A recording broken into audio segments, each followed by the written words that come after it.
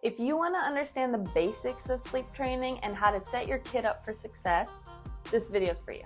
Children with a regular routine will fall asleep more quickly, they'll sleep longer, and they'll have better quality sleep. What parent doesn't want that? They're also going to wake up less frequently in the nighttime.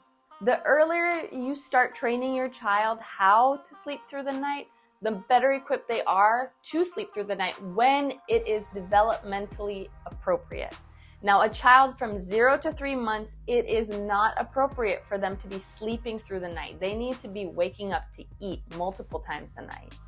When they reach around 6 months of age, that's when you can expect them to sleep through the night.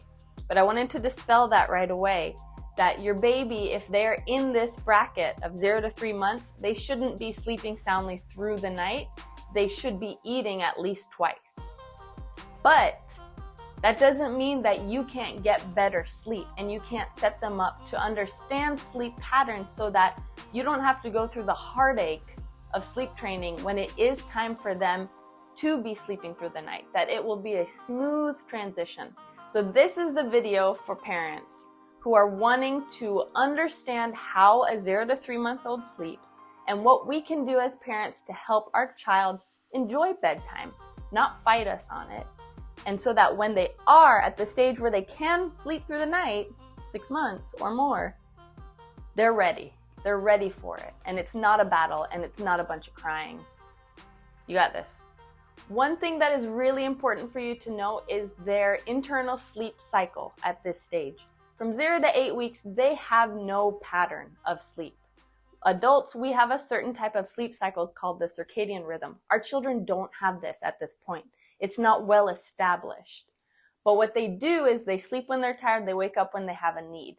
And that causes them to have irregular patterns of sleep and irregular gaps of awake time, which is really hard on parents who are healing from birth and trying to navigate this new world of caring for a baby.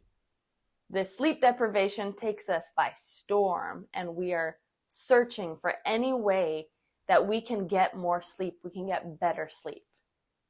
A newborn needs about 16 to 18 hours of sleep a day, and they tend to sleep in 2 to 4 hour bursts. By 3 months old, we can help them establish a consistent rhythm that just promotes their sleep quality and our sleep quality, because we want that too. So what can we do at this stage? Can teach them the difference between night and day. They don't know this yet. And so by about 8 weeks old, you can start to establish sleep patterns to help them differentiate between day sleep and night sleep, and that I am required different things and my body needs different things at different times. So the first 2 weeks, your baby is just sleeping in bursts. They're awake when they need something, then they fall back asleep, and they don't have a regular pattern, and we don't expect them to. By 6 weeks, they're developing the smile. They're getting a little bit more interested in their environment. And by 8 weeks old is when we can start to help them differentiate between night and day. And by doing this, we can help improve their sleep, which will help improve our sleep.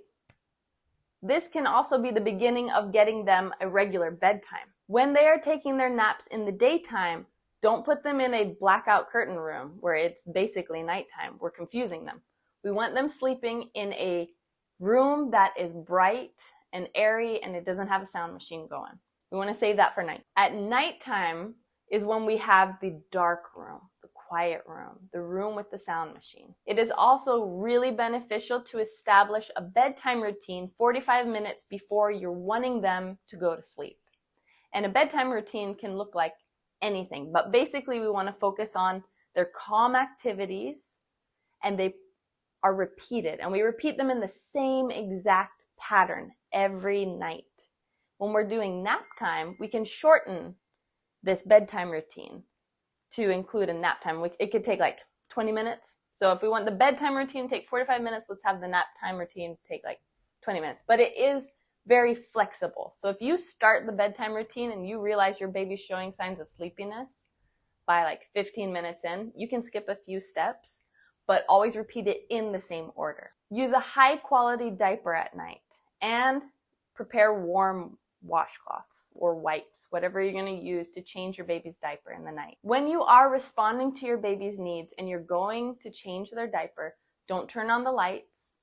Don't start singing and getting them excited or even talking to them. Go give them such loving attention and gently and slowly change their diaper. If you can, use warm wipes, which sometimes what you can do if you don't have like a wipe warmer, which I don't know anybody who has a wipe warmer, but you could just fall asleep with a pack of wipes in your shirt. That's one cheap, free way to do that. And then the wipes are warmer and they don't get this like cold jolt when they're getting changed, especially if they poop in the middle of it. As you're changing their diaper and responding to their needs or feeding them, as much as you can, try not to talk, because talking is going to stimulate them. It's going to make them want to wake up and look at you and look at where they're at and recognize their environment a little bit more. But if we just keep these nighttime interactions loving and quiet, that can help them understand it's time to go back to sleep. We're not moving on to a new activity. We're going back to bed. To avoid long naps. We don't want them napping more than 4 hours in the daytime. We can help them wake up really gently, and we'd watch them for signs of shifting to a lighter stage of sleep, which will increase their movement. They might make different faces, and we gently stroke their legs, or we talk to them, or we start to change their diaper, give them a little foot massage, and just gently wake them up from their nap once they reach the 3-hour mark. But if they're sleeping 2.5 hours, just let them sleep. We just don't want them sleeping past 4 hours. That's a very long nap, and that can disrupt their nighttime sleep. So when you are creating your bedtime routine for your baby, we want to make sure that you repeat these patterns in the same order. And this is an example of a sample bedtime routine that you can use for your 0 to 3-month-old. And it is really nice, honestly, to start a bedtime routine at the beginning. They don't have to be 8 weeks old for you to start this.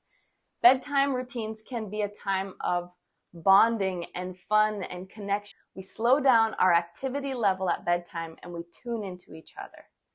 And here's a sample of what you can do. Feel free to just take exactly this sample bedtime routine or create your own.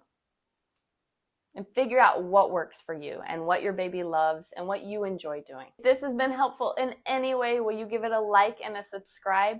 That way I know you want more videos like this and I'll keep it coming. I hope it helped. Love ya. See ya, pizza.